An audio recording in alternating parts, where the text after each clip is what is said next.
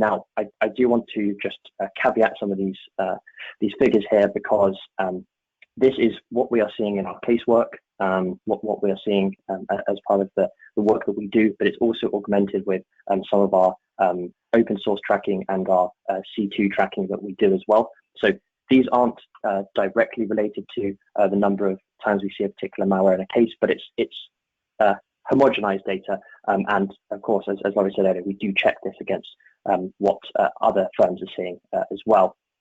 And maybe to not much surprise, Cobalt Strike remains sort of one of the top pieces of tooling malware that we're seeing. All of these malwares are really initial access stealer malware, again, designed to either exfiltrate credentials to then use those later, or provide initial access into a particular environment. Two big rises this time around is PIKABOT and DARKGATE. And one maybe obvious piece of malware that's missing here, and to those that have watched these briefings before, you probably can see it already, and that's QAKBOT. So I spent an inordinate number of hours of my life tracking this particular piece of malware and the operators behind it.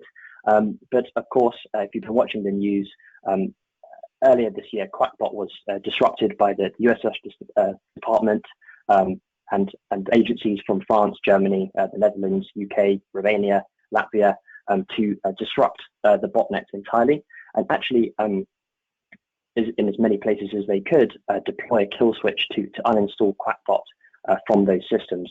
As a 101 to how QAKBOT worked, there were 3 tiers of command and control infrastructure. Tier 1 was a super node. That is just a infected device with a special module downloaded onto it to allow it to communicate it with other infected QAKBOT machines. Then there was what's referred to as an upstream proxy, or tier 2.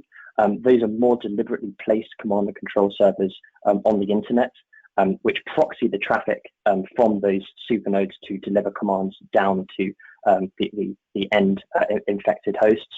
And tier 3 is the command and control interface. That's where the threat actors log in, can understand who's been infected, look at the data that's being collected from there. And essentially what this disruption did is it took out the tier 1 supernodes and the upstream proxies, essentially severing that connection from the command and control servers to the rest of the botnet. And they hijacked that connection and used that to deploy a kill switch to install QAKBOT.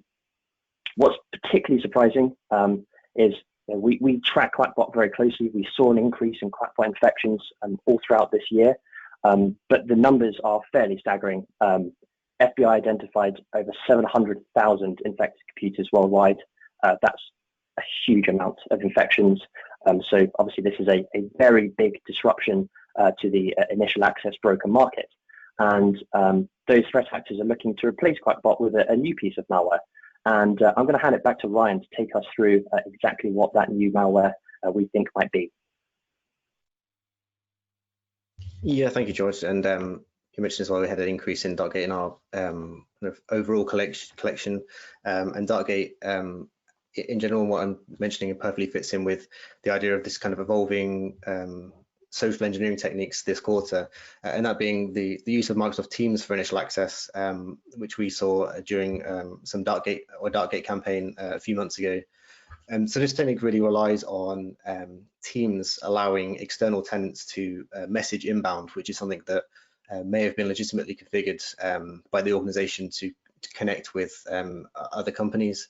And the technique of using Teams is not too dissimilar really to email phishing, but perhaps Teams is more likely to work now compared to emails, as the sharing of files within Teams is quite normal and perhaps comfortable for users, so perhaps more likely to fall for those messages.